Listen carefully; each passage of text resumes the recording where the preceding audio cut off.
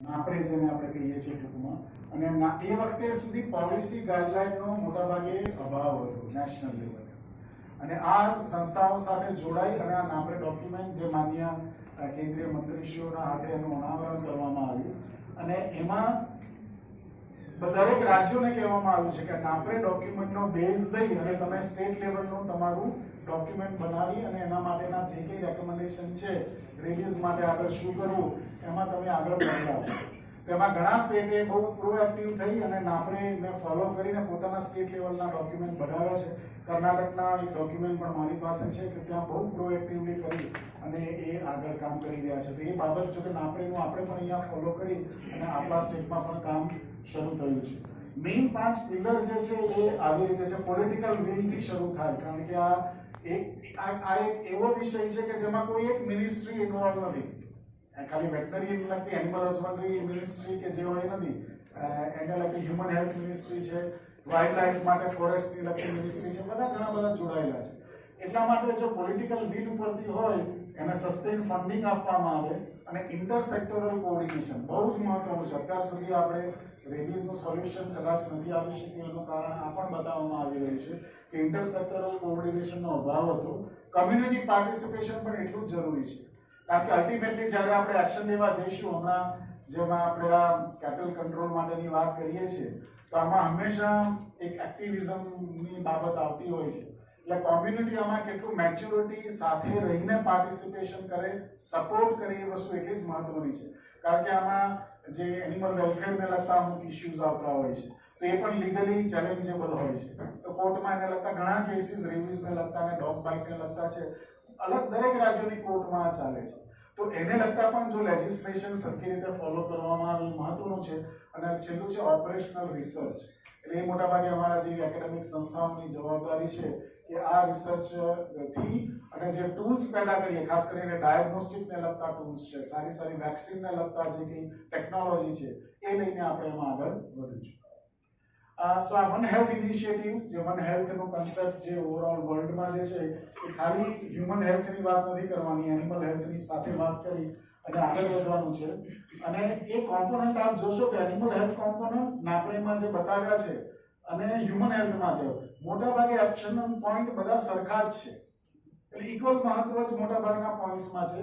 થોડું જુદું એ પડે છે કે જે એનિમલ હેલ્થમાં છે, you can see implementation of mass dog vaccination and dog population management, DPM જે કહીએ છીએ, એ એનિમલ હેલ્થ કોમ્પોનન્ટમાં આવે છે, જે મહત્વનું છે. અને હ્યુમનમાં treatment of animal bite victims જે છે, કે જે મોટાભાગે આપણે તો અર્બન એરિયાની વાત વધારે કરીએ છીએ કે ભાઈ એનિમલ બાઇટ્સ અહીંયા થઈ રહ્યા, પણ રૂરલ એરિયામાં રિપોર્ટિંગ જ નથી થતું. આપણને ખ્યાલ જ નથી કે રૂરલ એરિયામાં તો એનિમલ બાઇટ થાય, વુન્ડ થાય એટલે સૌથી પહેલા મરચું પાવડર નાખવાનો, હલ્દી પાવડર નાખવાનો, અને પછી તો આ તો નર્વાઇન સિમ્પટમ છે ને, એટલે માતાજી પધાર્યા માતાજી, એટલે આ બધી આજે પણ અમે એક સર્વેમાં ABCRIમાં જોયું હતું તો આપણા રૂરલ એરિયામાં હજુ આ એટલું પ્રોનાઉન્સ ચાલે છે, આ તો માતાજી જ પધાર્યા છે, આમાં કાંઈ દવા ના થાય, આમાં વેક્સિન કાંઈ લેવાય જ નહીં. આવી બધી પ્રચલિત માન્યતાઓ અત્યારે 2025માં ઇન્ડિયામાં ચાલે છે અને મોટા પાયે છે, અને આ એક ચિંતાનો વિષય છે. એટલે એ બધું જે કહેવાય જે એનિમલ બાઇટ વિક્ટિમ્સ માટેના હ્યુમન હેલ્થમાં કોમ્પોનન્ટ છે, પરંતુ બંનેમાં જે કોમનમાં જે કેપેસિટી બિલ્ડિંગ એન્ડ ટ્રેનિંગ, એટલે આપણે આજનો પણ આ જે કંઈ દિવસ વર્લ્ડ રેબીઝ ડે અનુલક્ષીને રાખ્યો છે, એ પણ એક અવેરનેસને લગતી જ બાબત છે અને એ સુસંગત છે. નેક્સ્ટ.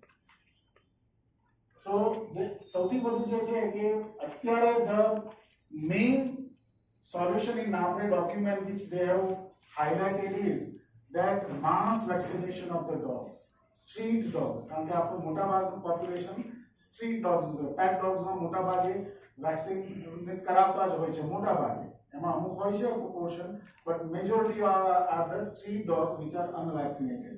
અને wound ટ્રીટમેન્ટનું હજુ પણ અવેરનેસ નથી. જે છે ને થરો washing of the wound with the soap and vaccine, it saves the life. એટલી સિમ્પલ રેમેડી છે શરૂઆતની, જેનાથી 50 થી 75% તમને રેબીઝમાંથી બચી શકો છો, પણ હજુ એની જાણકારી નથી. હું ઘણા મેડિકલ ડોક્ટર્સ જે એમની પ્રેક્ટિસ કરતા હોય છે, એમની સાથે મારા મિત્રો છે, એમની સાથે પણ કદાચ કહે છે કે અમારે પણ આ ખબર નહોતી, એમ કે ઘાવ કરે એટલે રનિંગ ટેપ વોટર નીચે મૂકી દેવાનો અને સોપ કે ડિટર્જન્ટ સોલ્યુશન હોય તો લગાવીને 10 થી 15 મિનિટ એને રાખો. એ વોશિંગ થી જ તમારી 50 થી 75% શક્યતાઓ રેબીઝ થવામાંથી અટકી જાય છે. અને પછી એ કેટેગરી 3 એક્સપોઝર હોય તો તમારે એને રેબીઝ ઇમ્યુનોગ્લોબ્યુલિન આપવા પડે અને વેક્સિનેશન કરવું પડે. બાકી તમે એનાથી બચી શકો છો. સામાન્ય સ્ક્રેચીસ હોય તો એનાથી તો બિલકુલ 100% બચાવ થઈ જાય છે. એક સિમ્પલ રેમેડી છે, પણ એ રેમેડીનો હજુ એટલો માસ પ્રચાર નથી અથવા એ એન્ડ જે રૂરલ એરિયામાં છે એમને પણ એના ઉપર એ ખ્યાલ નથી. નેક્સ્ટ, રેબીઝ વાયરસ વિશે બહુ ટેકનિકલ બાબતો છે, નહીં કહું કારણ કે તો ડિટેલ ટેકનિકલી, પણ આ વાયરસ જે ફેમિલી અને રેપ્રોવાયરિડી ની અંદર આવે છે, જે લિસા વાયરસ અને કહેવાય છે જીનસ. અને જેમ આના વચ્ચે જે દેખાય છે ને એ આમાં પોઇન્ટર શીટમાં ઓકે, વચ્ચે જે બ્લેક એન્ડ વ્હાઇટ દેખાય છે ને એ ઇલેક્ટ્રોન માઇક્રોસ્કોપ ની નીચે દેખાતા રેબીઝ વાયરસ છે. અને એને તમે જો બુલેટ શેપ દેખાય, બુલેટ હોય ને 303 બુલેટ્સ, એટલે એક્શનમાં પણ એવી જ છે, બુલેટ જેવું જ છે. એક વખત તમને લાગી ગઈ એટલે ડેથ નક્કી છે. બુલેટ શેપ વાયરસ એનું છે. અને આ એનું પિક્ટોરિયલ જે છે કે આરએનએ વાયરસ છે, સિંગલ સ્ટ્રેન્ડેડ આરએનએ વાયરસ છે.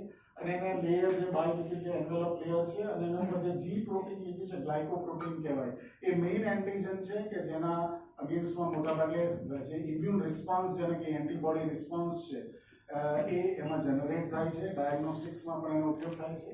અને બીજું એક મેટ્રિક્સ પ્રોટીન છે, એમ પ્રોટીન છે, એનો પણ ઉપયોગ એમાં થાય છે કે આ ક્રોસ સેક્શનલ વાયરસ કેવો દેખાય છે, કેવો છે, પણ આપણને આ જોવા માટે ઇલેક્ટ્રોન માઇક્રોસ્કોપ જોઈએ, નરી આંખે જોઈ નથી. નેક્સ્ટ,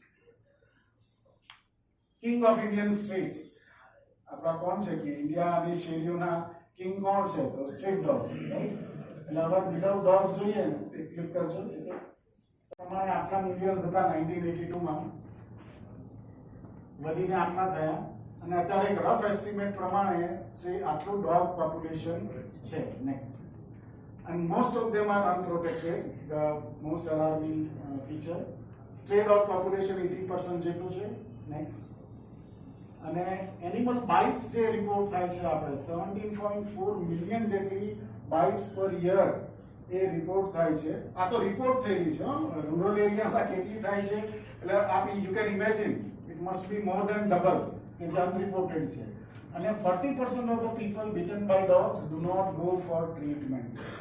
ટ્રીટમેન્ટ માટે જ નથી જતા. રૂરલ એરિયામાં વાત કરીને માતાજી આવ્યા છે અને મરચાની ભૂકી કરો ને પાના બાંધી દો ને લીવ્સ બાંધી દો ને આ બધી પ્રચલિત જે હજુ જે પ્રચલિત દવાઓ છે જે દેશી વૈદ્ય જે કહીએ એના કારણે ટ્રીટમેન્ટમાં જ નથી જતા. અને એના કારણે એ પછી કેસ એડવાન્સ થઈ જાય છે ને then we are helpless, V cannot do anything. Next, categories આપ બધાને ખ્યાલ છે, કદાચ પ્રજાપતિ સાહેબ પણ આના વિશે ડિટેલમાં હ્યુમનનું ટચ કરવાના છે એટલે હું આમાં ડિટેલમાં નથી જતો. પણ જ્યારે રેબીઝ બાઇટ થાય ત્યારે એ એક્સપોઝરને 3 કેટેગરીમાં વહેંચવામાં આવે છે. WHO એ જ આ કેટેગરી કરેલી છે, વર્લ્ડ હેલ્થ ઓર્ગેનાઇઝેશને કરેલી છે. એમાં કેટેગરી 1 માં ખાલી ટચિંગ કે ફીડિંગ ઓફ એનિમલ આપણે ફીડ કરતા હોય એને લીક હોય પણ સ્કિન ઇન્ટેક્ટ હોય, ઇન્ટેક્ટ સ્કિન હોય, એટલે સ્ક્રેચીસ ના હોય, ગુંડ ના હોય, ઇન્ટેક્ટ સ્કિન હોય તો exposure is considered as none. અને એમાં કોઈ પોસ્ટ એક્સપોઝર પ્રોફાઇલેક્સિસ જે કહીએ PEP એ લેવાની જરૂર પડતી નથી.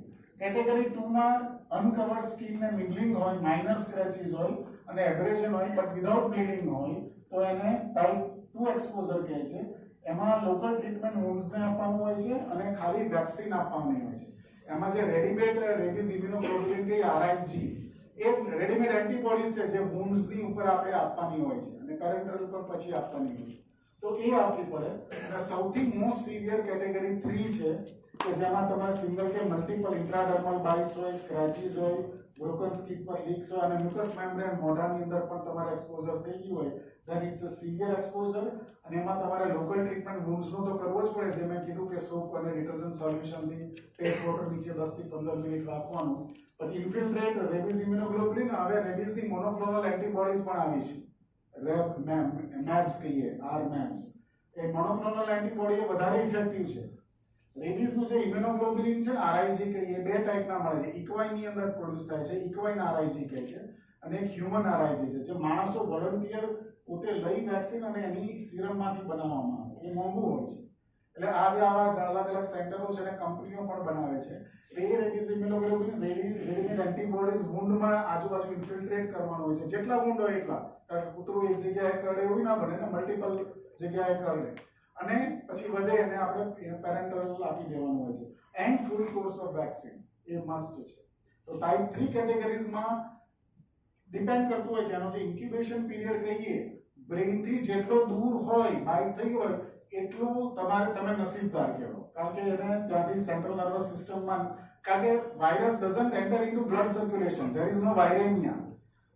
રેબીઝ વાયરસ બ્લડમાં નથી જતો, જ્યાં કરડે ત્યાં પેરિફેરલ નર્વ્સ આપણી હોય છે, એ નર્વ્સની અંદર જાય છે. ઇટ્સ અ ન્યુરોટ્રોપિક વાયરસ, એ ન્યુરોનમાં જ ગ્રો થાય છે, બ્લડ સેલ્સમાં નથી થતો.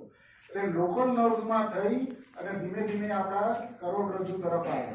એમાં એને ટાઈમ લાગે છે. ઇવન સાયન્ટિસ્ટોએ તો એવો અભ્યાસ કર્યો છે કે લગભગ 1 કલાકમાં 2 થી 3 મિલીમીટર, 2 થી 4 મિલીમીટર સુધી એ એસેન્ટ કરી શકે અને ત્યાં પહોંચે પછી રેપિડ સેન્ટ્રલ નર્વસ સિસ્ટમ એટલે બ્રેઇનની અંદર આવી શકે. અને એક વખત બ્રેઇનમાં આવી ગયો ત્યાં સુધી તમારી પાસે સમય છે એન્ટીબોડીઝ આપવાનો, આરઆઈજી આપવાનો અને વેક્સિન આપવાનો. એ સમયમાં જો અંદર તમારી ઇમ્યુનિટી આવી ગઈ તો બચાય. પરંતુ અહીંયા આવી ગયું પેલી ખનકલી કહે છે ને જે દેવગુણ, એના જેવું થઈ જાય પછી. એટલે અહીંયા આવી ગયો પછી તમારી પાસે સમય જ નથી અંદર એન્ટીબોડીઝ પ્રોડ્યુસ કરવા માટે. Then it's a guaranteed death. તો આ રીતના એક્સપોઝર પ્રમાણે એની ટ્રીટમેન્ટને એક્સપોઝર કરવાનું છે. નેક્સ્ટ, લેબોરેટરી ડાયગ્નોસિસ વધારે ડિટેલમાં નહીં જો, પણ એના અલગ અલગ એપ્રોચીસ છે. અને વાયરસ રેપ્લિકેશન માટે બહુ પહેલા માઉસ ઇનોક્યુલેશન ટેસ્ટ થતા. એમાં માઉસ હોય લેબોરેટરી એનિમલ તરીકે, તેના બ્રેઇનમાં ઇન્ટ્રાક્રેનિયલ જે કંઈ સસ્પેન્શન બ્રેઇનનું આપણે કલેક્ટ કરીએ સેમ્પલ, એને નાખીએ અને પછી માઉસને ઓબ્ઝર્વ કરવાનો હોય 28 દિવસ સુધી. અને માઉસ મરી જાય તો એના બ્રેઇનમાંથી પાછું આપણે એની માઇક્રોસ્કોપ નીચે નીકળી બોડીને જોવાનું. પણ અત્યારે એક ટેસ્ટ ચાલતો નથી, કારણ કે આમાં એનિમલ એથિક્સના પણ ઇસ્યુ આવે છે. માઉસને હેન્ડલ કરવાનું, એના માટે ફેસિલિટી કરવાની વાત આવે છે. બીજું ટિશ્યુ કલ્ચરની અંદર પણ તમે કરી શકો છો, પણ એ પણ જ્યારે રેપિડ રૂટીન ડાયગ્નોસ્ટિક ટેસ્ટમાં નથી વપરાતું. જે મેઇન ટેસ્ટ અત્યારે વાપરે છે ડિટેક્ટિંગ વાયરલ એન્ટિજન અને પ્રોટીન માટેના જે ગ્લુમા કર્યા છે, એક direct fluorescent antibody technique FAT કહીએ છીએ. આ ગોલ્ડ સ્ટાન્ડર્ડ ટેસ્ટ આમ કહેવાય છે વર્ષોથી. WHO એ પણ એને રેકમેન્ડ કરેલો છે. એક ફ્લોરોસન્ટ માઇક્રોસ્કોપ જોઈએ અને મેઇન તો ડેથ પછીનું પોસ્ટમોર્ટમ સેમ્પલ હોય તો બ્રેઇનનું સેમ્પલ એનિમલ્સમાંથી ખાસ આપણે કલેક્ટ કરીને એના માટે સ્મિયર બનાવી અને એસિટોનમાં ફિક્સ કરવામાં આવે. અને ફ્લોરોસન્ટ એના માટેનું કોન્જ્યુગેટ આવે, જેમાં ફ્લોરોસન્ટ ડાય હોય કે જે અમુક નેનોમીટરના એક્સપોઝરથી તમને એપલ ગ્રીન કલરનું ફ્લોરોસન્સ આપે. એ માઇક્રોસ્કોપ નીચે હું ફોટોગ્રાફ બતાવું છું એના. એ રીતે એક રેપિડ ઇમ્યુનો ડાયગ્નોસ્ટિક ટેસ્ટ આવ્યો છે જે બહુ જ પોપ્યુલર હવે છે, જેને લેટરલ ફ્લો એસે કહેવામાં આવે છે, LFA. સ્ટ્રીપ ટેસ્ટ છે. આપણે હ્યુમનમાં જેમ પ્રેગ્નન્સી માટે આપણે યુઝ કરીએ છીએ ને, યુરિનના ડ્રોપ્સ મૂકી અને પ્રેગ્નન્સી કેમ સ્ટ્રીપ આવે એટલે ખબર પડી જાય. સિમિલરલી એ સેમ્પલનું સસ્પેન્શન બનાવી અને એના ડ્રોપ્સ 4 નાખી અને આપણે એના ચોમણીના પણ ફોટોગ્રાફ્સ બતાવી. Within 15 minutes you get the result. અને અમે કમ્પેરિઝન કર્યા છે આ ટેસ્ટના બીજા ટેસ્ટ સાથે, ફ્લોરોસન્ટ એન્ટીબોડી ટેસ્ટ સાથે અને ઇવન જે PCR જેવા ટેસ્ટ સાથે કમ્પેરિઝન અને કમ્પેરેટિવ રિઝલ્ટ અમને મળ્યા છે. એટલે આ લેટરલ ફ્લો એસે એક એવો ફિલ્ડ લેવલનો ટેસ્ટ છે કે જે મોટાભાગે ઉપયોગ કરી અને આપણે રેબીઝના ડાયગ્નોસિસને સ્ટેન્ડર્ડ કરી શકીએ છીએ. અને એક નવો બીજો ડાયરેક્ટ રેપિડ ઇમ્યુનો હિસ્ટોકેમિસ્ટ્રી ટેસ્ટ છે, DREAT કહેવાય છે. એમાં ફરક એક એવો છે કે જે FAT ટેસ્ટ છે જે ગોલ્ડ સ્ટાન્ડર્ડ છે, એમાં you need a fluorescent microscope. પણ આ માઇક્રોસ્કોપ તમે સિમ્પલ માઇક્રોસ્કોપની અંદર જ તમે, કારણ કે ઇમ્યુનો હિસ્ટોકેમિસ્ટ્રી રિએક્શન છે એના પણ ફોટોગ્રાફ બતાવી કે જેથી તમે એનો યુઝ કરી શકો. આપણા માટે ગર્વની બાબત ઇન્ડિયા માટે એ છે કે OI ની રેફરન્સ લેબ જે કહેવાય, એ OI જે કહીએ ને, world organisation of animal health, એની રેફરન્સ લેબ ઇન્ટરનેશનલ લેવલની હોય છે. આવી 12 જેટલી લેબ દુનિયામાં છે. એમાં વર્ષો સુધી ઇન્ડિયા પાસે એકે આવી રેફરન્સ લેબ હતી નહીં. પરંતુ બેંગ્લોર ખાતે જે વેટરનરી કોલેજ છે, Karnataka veterinary animal and fishery